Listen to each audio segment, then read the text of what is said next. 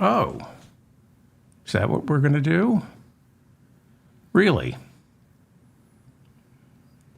There we go. All right. Almost. Hi. The next vote for Speaker is in just a few hours, starting at 10 a.m., and Jim Jordan is still in the race. Not the human race, the race for Speaker. The last time we left Jim Jordan, he had lost a second round for Speaker and was planning a third round for Thursday, even though his closest advisors told him he would go from 20 defectors to possibly 35. And if he subjected the House to a fourth round, it would be 50 or higher. But Jordan can't quit because the alternative is being a loser, showing weakness. And then all his political enemies will make a banquet out of his political and personal life. What do you think? We're conducting another live poll in our chat room. The vote is scheduled only hours away. Will Jim Jordan submit himself to another round of endless humiliation? Let me know what you think in the chat room. I'll have the results of the audience poll at the end of this morning's program. This is the mop-up for October 20th, 2023. Jim Jordan can't afford not to be feared. He doesn't have friends. He only has tenuous alliances.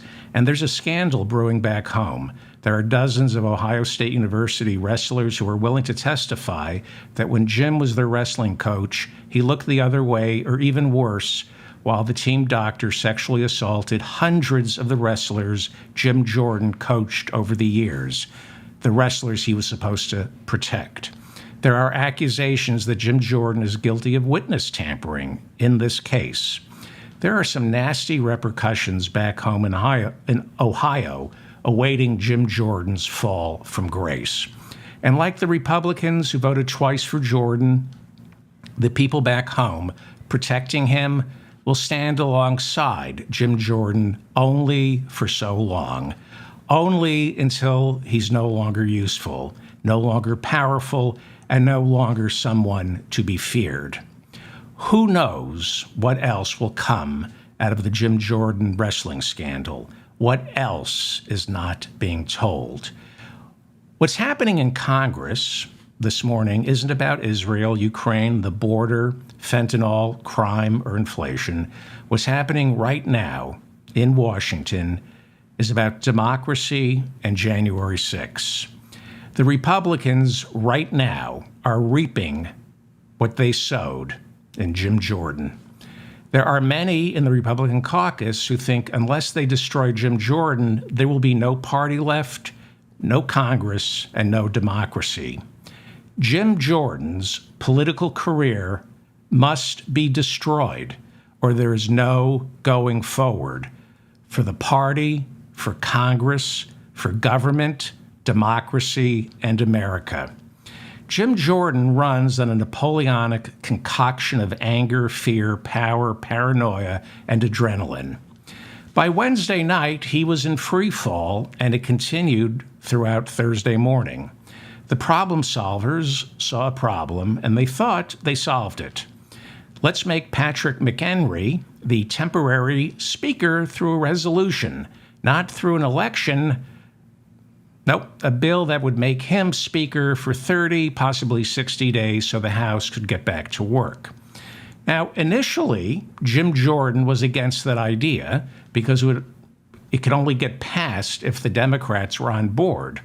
He knew there would be stiff opposition, especially among the people who brought him to the dance, the Freedom Caucus. So at first, Jordan said absolutely not. But then he had a change of cold, dark heart. He said, let's vote on McHenry. He said, before I go for a third round, let's go for McHenry. So why did Jim Jordan pivot? He thought a vote on McHenry would expose the traitors in the Republican Party. Let's smoke them out so we can destroy these Republicans who are willing to provide aid and comfort to the enemy. In the deep, dark bunker of Jim Jordan's mind, you can't move forward until you know where the enemy is and who. He is in permanent attack mode, and it's unsettling when he doesn't know who to attack. So, if we force a vote on McHenry, then Jim knows who in this party he needs to crush. Jim Jordan views politics as war, not helping people, not getting things done. It's all about defeating the enemy, destroy the enemy. He didn't come to Washington to build anything. He came to Washington to destroy the Democrats and our government. He figured that every Republican came for the same reason, which they don't. Believe it or not every Republican is as bad as Jim Jordan. Jim Jordan figured once the Republicans saw who in their party was willing to vote for McHenry, willing to work with the enemy, the Democrats, he could launch a backlash, a purge, a night of the long knives. And as the vote for McHenry, as it would go down in flames, he figured, his henchmen would drag the Republican traitors downstairs to be shown the studded belt. Their families would be doxxed, and they would beg for mercy and say, "I'm sorry, Jim. You're the leader. I wasn't thinking. You have my support." And if you think I'm exaggerating, I'm not. This is what has been going on in Washington all week. This is what is going on inside Jim Jordan's frenzied, vindictive, sleepless soul. You saw it Thursday. If you watch C-SPAN, you saw it in his gait, the way he talked, short of breath. He spent late Wednesday and early Thursday in reign of terror mode. And he thought it was going to work because it had to work, because that's the only trick in his repertoire. And it always seemed to work so well for Donald Trump, sort of, but not really. Wait, what? It didn't work for Trump? Well, I, Jim Jordan, won't make the same mistakes as mein Fuhrer. By Thursday morning, Jordan woke up to two sets of numbers. One whip count told him what he needed to believe, and the other whip count couldn't possibly be true because nobody can hate me that much. Again, he can only afford to lose 4 votes, and he had 20 defectors in Wednesday's second round of voting. And that is the number he clings to, 20. In his mind, 20. That's the magic number. He figures, I only need to win over 16 of them, and then I'm Speaker. Because he figures McCarthy had 19 defectors after his first round, and he eventually won. So I can do this. I just need to meet with all 20 of the defectors and let them get to know me. They'll see I'm not the monster they think I am. I will politely tell them we could do this the easy way or the hard way, and it's up to you. I'm giving you a choice, easy way or hard way, because I'm a nice guy. So that was the whip count Jim Jordan wanted to believe Thursday morning. 20 defectors, and all I need to do is win over 16. But then there was the whip count that was rooted in reality. People like Kevin McCarthy, who was going through the motions of supporting Jim, told him, the Odyssey is leaking oxygen, Jim. You just lost the moon. I'm not even sure we can get you home. So Jim canceled the third round early Thursday because he knew, at least when Kevin McCarthy was talking to him, that if they went to the floor for a third round, that would be it. If he lost the third round, the conference would meet and demand he step down as the nominee so they could find someone else not to become Speaker. Jim thought long and hard. I can figure this out. Work the problem, Jim, work the problem. Okay, what do we have in the way of good? Well, right now, I'm the official nominee for Speaker, and that's good, right? And I've only lost 2 rounds. Kevin McCarthy lost 14 rounds. I'm still a viable candidate. Okay, so we can work with that. Good, Jim. Okay, so what if I sign on to the McHenry plan? That buys me some time to dial back the temperature in the caucus. And McHenry, he's no threat to me. He'll be a placeholder, and then I can beat him. Let him be Speaker for 30, 60 days, and I don't drop out of the race. I'm still the candidate, the nominee for Speaker. I'll tell everyone I'm putting the campaign on pause for the good of the country. Yeah, that's good. That's good. It makes me look like a statesman. See, everyone didn't think I would compromise, but I'm supporting McHenry. I'm working with the problem solvers, and that buys me more time to wear down the 20 defectors who didn't vote for me. Maybe I can spend 30, 60 days showing them I'm fun and nice and not the ogre I really am. And forget Kevin McCarthy, what he told me. Forget that. He told me there's as many as 60 Never Jordans in the caucus. You don't think I don't know what he's trying to do? He's trying to psych me out because he still wants to be Speaker. Well, that's not going to happen. All I know is I had 20 defectors. It said so on the ballot. So all I need is to win over 16 of them. There's no way 60 people in the caucus want to destroy me. No way. And so instead of a third round of voting, the Republicans went into conference Thursday night. And for the first time in human history, it looked like the problem solvers would prevail. It was going to be the triumph of the centrists. Alas, as it always is with the problem solvers, it was not to be. The Republicans gathered, and by the time they even sat down, this is true, by the time they even sat down, before the meeting even began, everyone knew the McHenry plan was dead. They didn't even have to start the meeting. They knew. There was no need for a vote. There wasn't a vote inside the conference because there was not even a need anymore to be there. There was nothing to discuss Thursday night.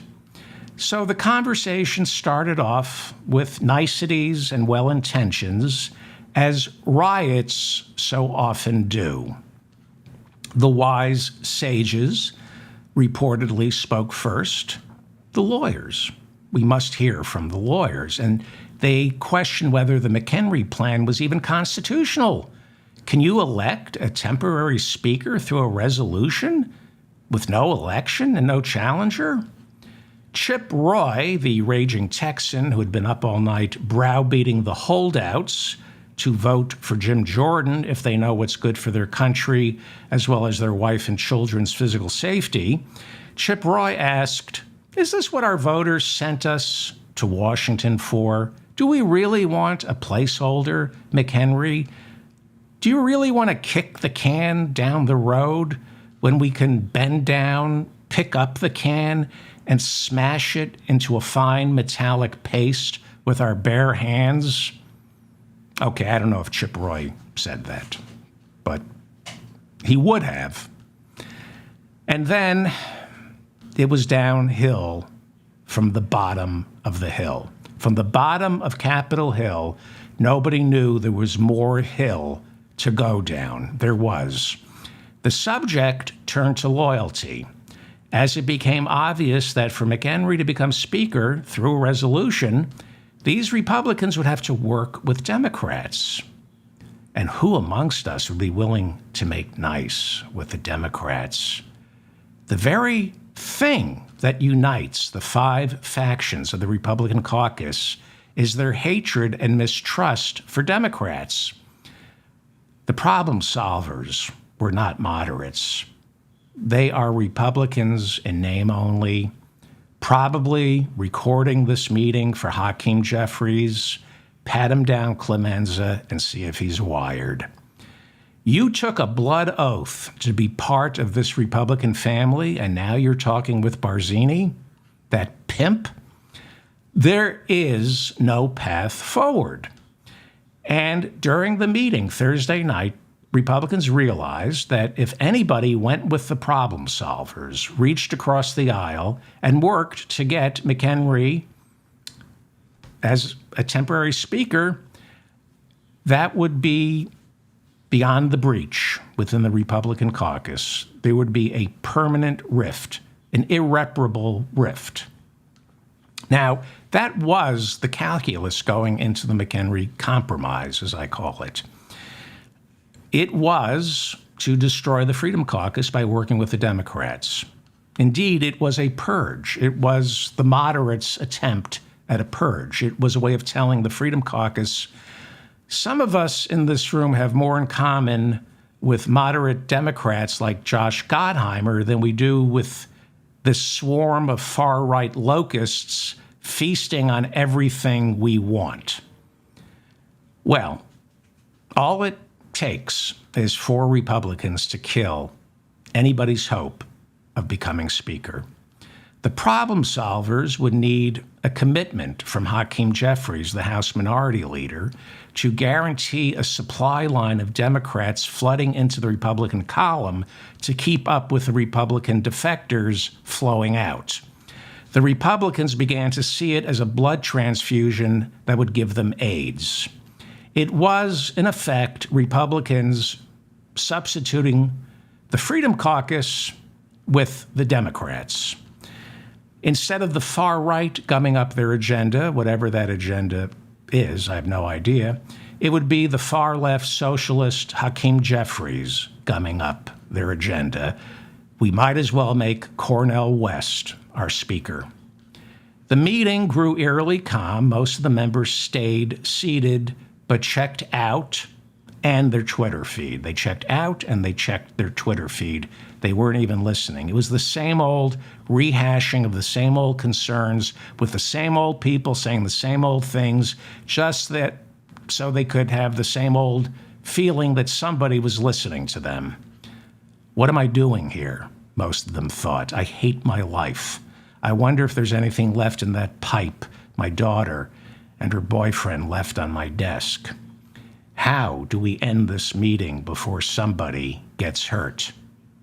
Because so many in the room had too much to drink and others not enough, tempers flared.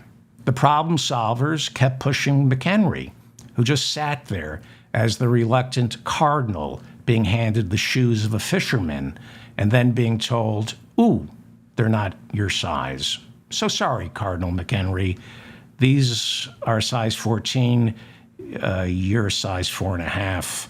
No Pope for you. No matter how hard the problem solvers fought for McHenry and insisted this was a win, the loudest voices in the room said it was surrender. It would be a tacit admission that Republicans are so bad at governing they can't even elect their own leader, which is true. Now, remember, nobody gets to be Speaker if they lose 4 members of the caucus. Turns out Lincoln got it wrong. What he should have said is a house with just a teeny-weeny piece sliced off cannot stand. It dawned on some that division by default was now the party's official platform. Any 4 members, any mini coalition had the power to activate the brakes by yanking the rope and bringing the railroad to a halt. Having that power, along with Congressman Clay Higgins' brandy and rum-soaked breath, was intoxicating. For some, knowing they had that power, well, that was enough. I like this. I can form mini alliances, get 3 other Republicans to form a bloc, and now we're the bullies. And so the most anti-democratic iteration of any political party in modern American history was suddenly consumed by the rapturous euphoria of power to the people. Marjorie Taylor Greene was humbled by the insanity that was going on in the room Thursday night. She literally, this is true, she literally warned everyone to put their egos aside. Yes, Marjorie Taylor Greene said that. She said, it's not about you. It's not about your petty grievances. Now is the time, she said, for apologies and forgiveness. Marjorie Taylor Greene said that. But when Marjorie Taylor Greene becomes the voice of reason, there is no reason. The party that had mastered tyranny of the minority had created a caucus of mini tyrants, every man a despot. All I need is 3 more mini autocrats to join me, and we can crush anyone. And isn't that what Republican politics has turned out to be? Crushing everyone. They study the established hierarchy. They keep the hierarchy in place, but replace each rung of the hierarchy with someone else less qualified. The hierarchy doesn't get touched, only the people inhabiting it. Throwing them off. That's what Republicans do. Throw people off the hierarchy. And the higher up they are, the harder they land. And Jim Jordan sat there knowing this. His would be a hard fall. He'd be crushed, flattened, and rolled, then served with powdered sugar and maple syrup. He knew he had to stay up there at the top of the hierarchy. He had to be the party's nominee for Speaker, else his enemies and shady past would consume him. For the first time in a week, Jim Jordan was scared, and he looked across the room and saw many visions of himself. What happened? Republicans had become too good at minority rule. That's what happened. They had been outnumbered for decades, losing the popular vote in every presidential election but one since 1988. So they had to learn how to work the gears of the machine that worked for them and grind down the gears of the machine that didn't work for them, all in the service of the richest 1% who, outnumbered by the 99%, also learned to master the art of minority rule. Luckily, the slaveholding author of the Constitution, James Madison, gave them all plenty to work with, like the Electoral College, 2 senators from each state, no matter what the population, and a Supreme Court that defies the popular will on issues like Citizens United, giving even more power to the 1%. There was also the filibuster in the Senate, gerrymandering in the House, and a right-wing fossil fuel-funded voter suppression apparatus that rolled back much of the Voting Rights Act. Yes, a handful of billionaires masterfully clung to power despite being woefully outnumbered. And now, in that room on Capitol Hill Thursday night, the tyranny of the minority was in full bloom. All it took was a minority of 4 defectors, and they could block the next speaker. All it would take is 4 defectors. Matt Gaetz walked into Thursday's conference ready to kill the McHenry Compromise. He called it Speaker Light. He said making McHenry king for a day was just putting off the inevitable. Matt Gaetz doesn't care who is Speaker. He supported Scalise when Scalise was the nominee, and now it's Jim Jordan, so Matt Gaetz supports Jim Jordan. Gaetz, like Jordan, needs to be feared in order to squash an ethics investigation that they say involves mishandling campaign funds and, they say, the trafficking of underage girls to Washington, D.C., allegedly, and drugs. This is a serious ethics investigation that Kevin McCarthy, since he was deposed, won't shut up about. Matt Gaetz's gambit is stay out in front. Remind whoever the next speaker is that I can do to you what I did to Kevin McCarthy, so you better kill that ethics investigation that Kevin McCarthy won't keep bringing up in conversation now that he's no longer speaker. So Gaetz, he was in. He was going to vote for Jordan. And he told everyone at the conference that instead of this meeting, we should be upstairs right now voting for Jim. And a chill probably went down Jim Jordan's spine when Matt Gaetz said that, because Jordan knew Gaetz is an agent of chaos who wants nobody in charge. And Jim Jordan knew that Gaetz knew that Jordan didn't have the votes, and that by pushing to vote for Jordan right now, Gaetz was trying to destroy him. Jordan knew that Gaetz knew that Jordan needed time before the third round, which, if it went upstairs right now, Jordan would surely lose. Jordan knew that Gaetz knew that Jordan needed McHenry to vamp for 30 or 60 more days.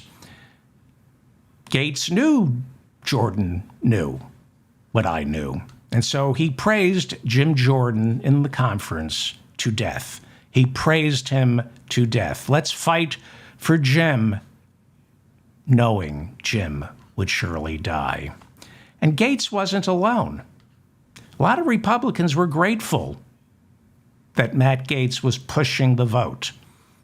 A lot of Republicans opposed to Jim Jordan also figured instead of meeting in this conference room Thursday night to discuss McHenry, they should all be up on the floor right now voting Jim Jordan into oblivion, because Jim Jordan was the real issue in the room Thursday night, not making McHenry the temporary speaker. The real issue in the room Thursday night that nobody was willing to address is, what do we do about Jim Jordan?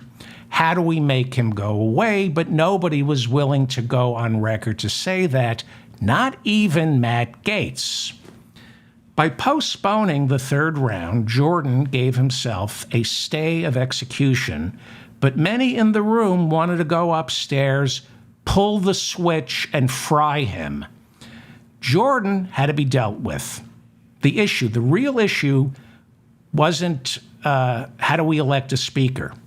The issue was, how do we rid this caucus of Jim Jordan? But Jim Jordan didn't want to go away. He couldn't. He liked being the official nominee. He needed to be the official nominee. Sure, it wasn't speaker, but it was still a title. It left room for hope and dignity, all of which would surely dissipate once they vote again and I lose everything. Everything. Jordan hung on to the idea of a temporary speaker, the McHenry Compromise. It meant he wouldn't have to do the unimaginable, admit defeat to himself and his family. He could live to fight another day. And isn't that what keeps Jim Jordan going, living to fight another day? He's a fighter. That's how Elise Stefanik described Jordan in her nominating speech. He's a fighter. That's what he does. He fights. In fact, I suspect for Jim Jordan, the fight is way more important than ever becoming a speaker. Rather than admit to himself that he is mentally deformed, he felt sorry for himself. Because isn't that what bullies always end up doing? He sat there and thought, they owe me 13 more rounds. It's not fair. They gave Kevin McCarthy 15 rounds. I only got 2. I'm entitled to 13 more rounds, but not right now. I need time. But it's not fair. Why does McCarthy get 15 rounds and I don't? Why? Because he's taller than I am? I hate that, the way he moves in close and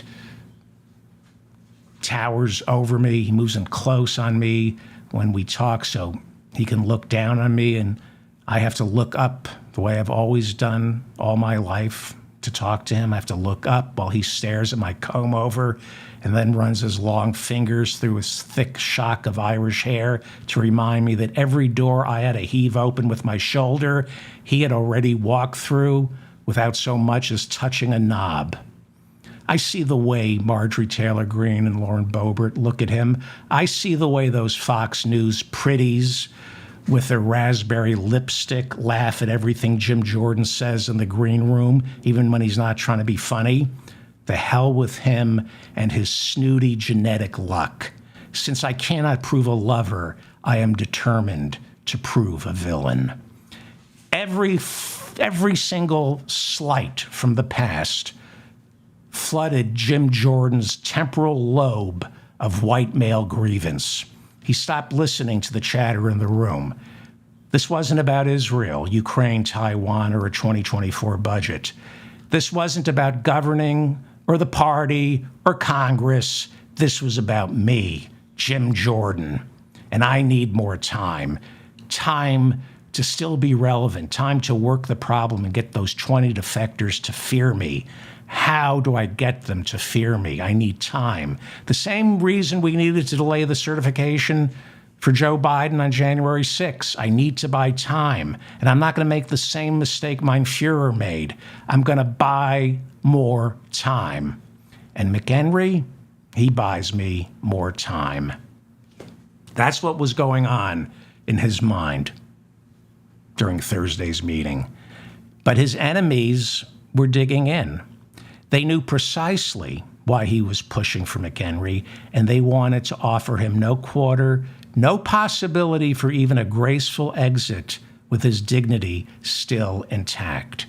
Too many in that caucus wanted total defeat for Jim Jordan. They wouldn't say that.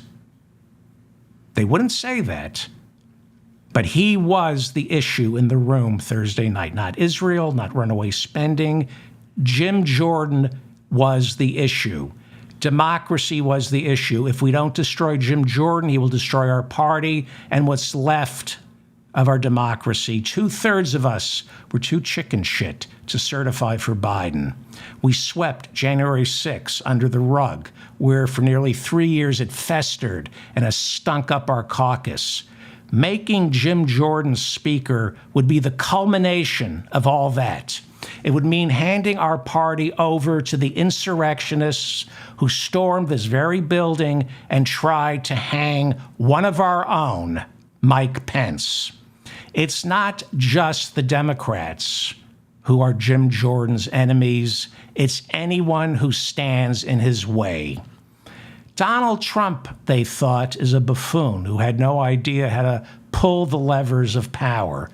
But Jim Jordan, like Ron DeSantis, has been here for decades working government. He knows how to refit the assembly plant and start manufacturing detention camps. No, Jordan wants it too much. People in the caucus thought to themselves, can't trust anyone who fights so hard for power.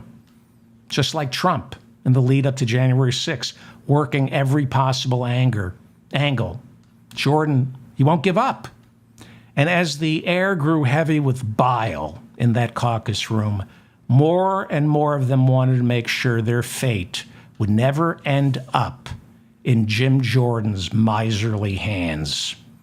But there was no plan. There were no ideas in that room. There was no alternative to Jim Jordan. And how could there be? This is a caucus of wrecking balls who introduced nearly 100 resolutions during the Trump administration to get rid of Obamacare with absolutely no idea of what would replace it. Like George W. Bush going into Iraq when they fired Kevin McCarthy, nobody thought or cared what comes next. But why should they? When McCarthy ascended to the speakership, he never thought or cared what comes next. From the time Republicans won back the House, there was no flight plan other than taking out the Democrats. So in that caucus room Thursday night, Republicans began to realize who they were up against, themselves. This is who they are. There was no path forward, no leader to take on Jim Jordan, but Jim Jordan couldn't win. They all rose to power tapping into their base's anger. They channel their base's anger. They breathe their base's anger. They are a blob of anger with no conduits, no grand vision to channel that anger into anything other than more anger. It's anger and outrage for the sake of anger and outrage. Left alone in a room with themselves, without Democrats to lash out at, they lash out at each other. Republicans, they just want to smash things. Get rid of McCarthy. Yeah, that feels good. Okay, good. What comes next? Scalise. Okay, yeah. Now let's destroy him. Good. Okay. Jordan? Yeah. Let's destroy him. McHenry? Yeah. Okay, good. What do we break next? Congress? Good. Democracy? Yeah. Let's break everything. These are no longer small government libertarians. These are anarchists. Anyone in power is automatically suspect and must be shattered. It is often mistaken for chaos, but it's really quite orderly. Boehner, then Ryan, then McCarthy, Scalise, and then Jordan, perhaps. Tearing institutions and people into shreds is how they define freedom. Real freedom to these Republicans is freedom from other people. It's a level of hyper-individualism nurtured by hatred, paranoia, bits and pieces of the internet that enables them to be all alone with their dark visions of humanity, convinced they're communing with like-minded individuals.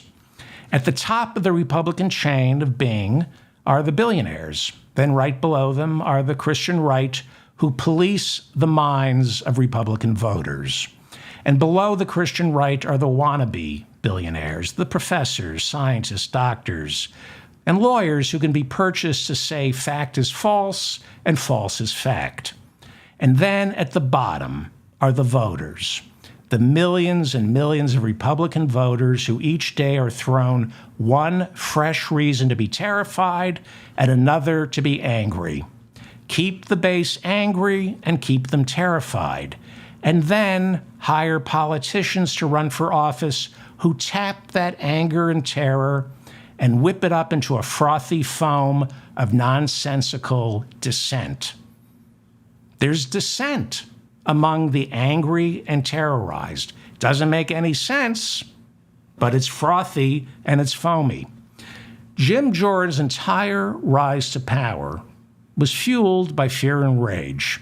He offers nothing to voters other than serving as a mirror to all their fear and rage. And when their fear and rage subside, he creates the thunder and rain of confusion that animates the Republican base, even though they don't know why exactly they're so animated. Have you ever seen the people who show up at a Trump rally or to hear Jim Jordan speak? It's a collective anxiety attack. That's what it is. It's generalized fear and worry, but nobody can pinpoint it. Their followers are sweating, shaking, but they can't articulate what's causing it. That's the Republican Party platform, an anxiety attack. We will give you an anxiety attack. We're going to cut your Medicaid, your Social Security, and your Medicare, but we're going to replace it all with an anxiety attack. That's who the Republican voter is. They are susceptible to Republican-induced anxiety attacks so that someone like Donald Trump can come along and say, I can make you feel better. You don't know that I've created this anxiety attack. You don't know that, but I can make you feel better. I know you're anxious, but I can fix things for you because it's not your fault.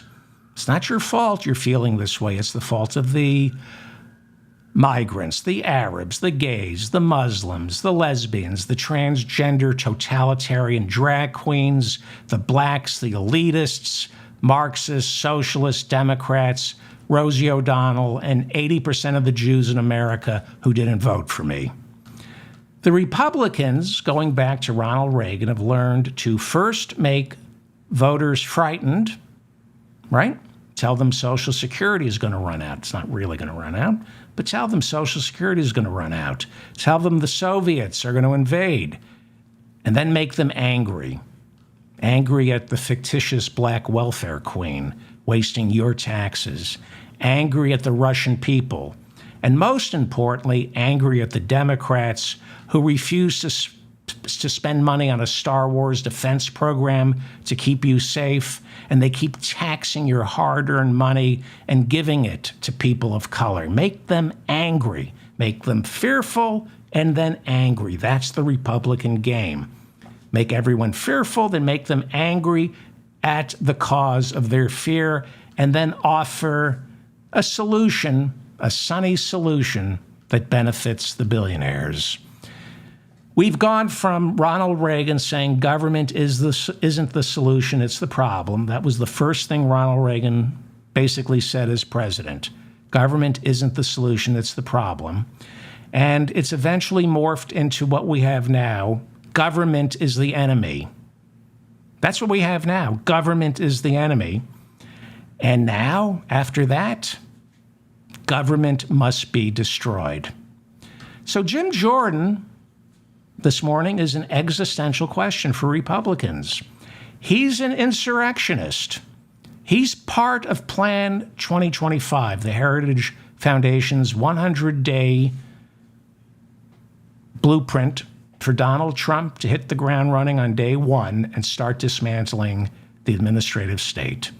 When Vivek Ramaswamy promises to fire half the federal workforce in his first term, he didn't pick that number out of thin air. He was reading the Heritage Foundation's Plan 2025. Government is now the enemy. That is what people on the right running for president are saying openly. And what follows that? Democracy is the enemy. The Republican Party this morning must decide if they are for or against democracy. A vote for Jim Jordan is a vote against democracy. It is a vote for the false promise of rugged individualism. It is a vote for giving everyone a gun, a bunker, some prepper meals, a Bible, and a flag. It's a vote for a nation of petty warlords whose only concern is making certain their neighbor doesn't get more powerful than they do. Otherwise, that neighbor will take their wife and property. It's a mentality that doesn't lend itself to governance, democracy, or an inhabitable planet. There was a maskless stench in the caucus room Thursday night, a stench that was a bouillabaisse of breath mints, tobacco, cheap aftershave, and expensive brandy. A lot of members of that caucus sleep in their offices, unable to afford an apartment. And for showering and basic hygiene, they rely on the congressional gym, which for some reason has been conveniently closed this week. Most of them needed a shower and were sick of soaping their armpits. And they were angry about that, and someone had to pay. Kevin McCarthy got up to speak to push for his surrogate, McHenry. McCarthy looked rested. He had a shower and a good night's sleep since he doesn't have to crash in his office. He has a room, and I'm not making this up, in Frank Luntz's home. This is true. And Matt Gaetz, whose daddy pays all his bills, was also rested and looking crisp and fresh from the gym in his apartment complex, the gym where the showers worked. And when Kevin McCarthy got up to speak, Matt Gaetz did not want to hear it. Didn't we get rid of you already? You're irrelevant, and so is your button man, Patrick McHenry. And we're not going for Patrick McHenry. We see what you're up to. You're gonna trick us into his being a backdoor entrance for you into the speaker's office. So Gaetz this is true. Gaetz interrupted Kevin McCarthy because Gaetz had something important to tell everybody. And what he had to say is, I'm interrupting you, Kevin McCarthy. That's what I have to say. Here are my words about nothing, but I'm interrupting you because I beat you, I won, you're no longer speaker, and here I am interrupting you. I don't know what he actually said, but that was the subtext, right? What he was saying, he was probably talking about how it's unconstitutional to make McHenry a temporary speaker. But what he was really saying to everyone in the room was, I took you down, old man. I ruined you, and you're not coming back. And McCarthy, and this is true, McCarthy lost it. Seriously, this had been obviously simmering for weeks, and at the top of his lungs, Kevin McCarthy told Matt Gaetz to shut the F up and told him to sit down. He said, you created this mess. And then it got really good. Mike Bost of Illinois, he's chairman of the Veterans Committee, and a veteran himself, lunged at Matt Gaetz. He shouted, "If you don't sit the F down, I'll put you down." And Bost had to be restrained. The same way back in January, Mike Rogers, chairman of the Armed Services Committee, lunged for Matt Gaetz and also had to be restrained. But that's who the Republicans are. They shout, they push, they lunge. This is a compilation of Mike Bost as a state representative. He likes to lunge, and it is this behavior in the state house that got the Republican Party's attention and said, let's make this man a congressman. He has what it takes. Once again, total power in one person's hands, not the American way. These damn bills that come out here all the damn time come out here at the last second, and I gotta try to figure out how to vote for my people. I'm sick of it. Every year, we give power to one person. Now we pass rules that stop each one of us. Enough! I feel like somebody trying to be released from Egypt. Let my people go! Vote no. Representative Bost, you're not recognized. We don't want someone like that carrying a concealed weapon. The House will be in order. The House will be in order. See him getting it. The House will be in order. When's it going to stop? Yeah. That is Mike Bost. That was 11 years ago, and they said, make this man a congressman, and he lunged at Matt Gaetz. Obviously not the only example of Republican congressmen resorting to violence, because that's all they have, and they think this is cute. Behind closed doors, the Republicans right now are acting out because Kevin McCarthy rewarded bad behavior when he was Speaker. He rewarded Jim Jordan, and he rewarded Marjorie Taylor Greene. Before Kevin McCarthy was Speaker, Marjorie Taylor Greene was a joke. She got stripped of all her committee assignments for her not-so-veiled threats against Nancy Pelosi. So, during her first term, she didn't do any work. She couldn't. She wasn't sitting on any committees. She traveled around the country with Donald Trump, and while everybody else in the Republican caucus was working, she was busy becoming famous. She freelanced while the rest of the caucus worked. But McCarthy knew in January that she had clout. Donald Trump loved her, so he made a deal. She was a member of the Freedom Caucus, right? And the Freedom Caucus did not want Kevin McCarthy. But Kevin McCarthy made a deal with Marjorie Taylor Greene. Support me, and you not only get your committee assignments back, they will be choice assignments. He put her on the all-powerful House Committee of Oversight and Accountability. The last person who should be sitting on the Oversight Committee is Marjorie Taylor Greene. That's where the hearings about the weaponization of government are being held, Hunter Biden, Twitter, election interference, the FBI, and of course, impeaching Joe Biden. That's where she got to shine. She's been shining all year. She bought a pair of glasses so she could look studious during the hearings. And she has been the center of attention. And it's an insult to serious Republican lawmakers. There are a few. And then Kevin McCarthy rewarded more bad behavior by making Jim Jordan the chairman of the Judiciary Committee, even though Jim Jordan, I don't know if I ever mentioned this, but Jim Jordan never passed the bar exam. Went to law school, couldn't pass the bar exam, and was never serious about our criminal justice system. He was interested in using the House Judiciary Committee for show trials, primarily using his powers as a committee chairman to fight Donald Trump's battles. And so Kevin McCarthy taught his caucus a collective lesson. The squeaky wheel gets the oil, but the cannon shot gets the whole limousine. Most of these Republicans, they can't demean themselves in public the way Jim Jordan can or Marjorie Taylor Greene can. But in all abusive families, eventually, when you get them behind closed doors, they act out. Why should Marjorie and Jim get to be the only ones who are angry? Because I'm angry too.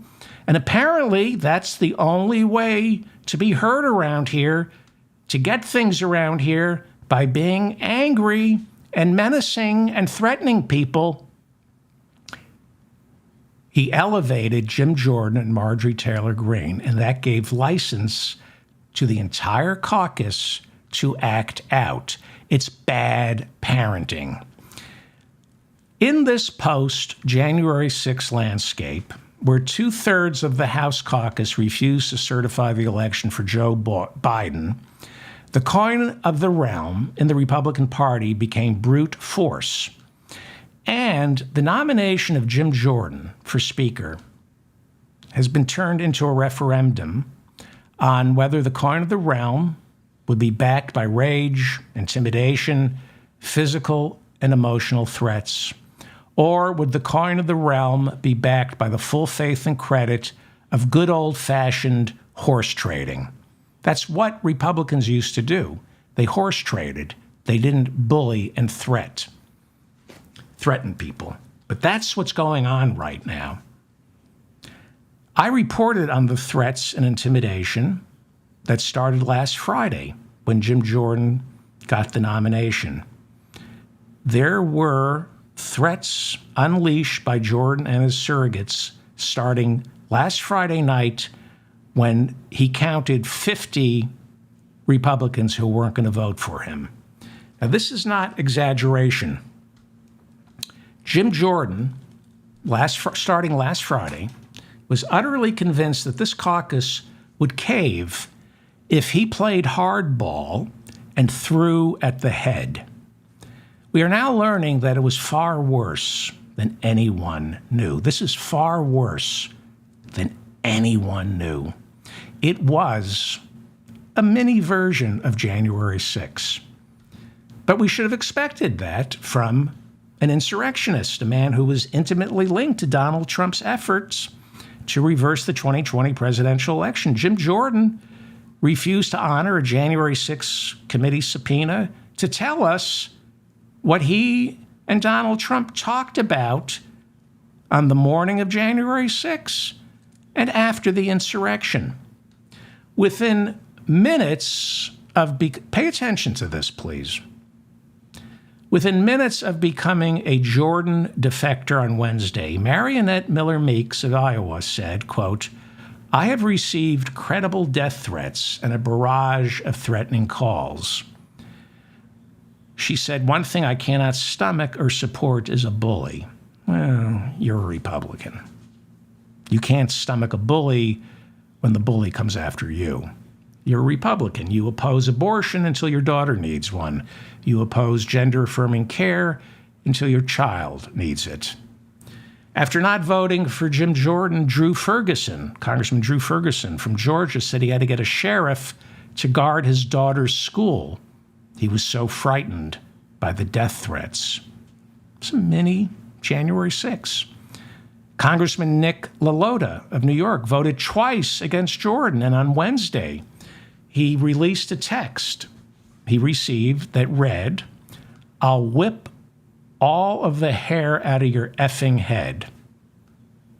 Then again, he is from New York. That's how we say way to go in New York.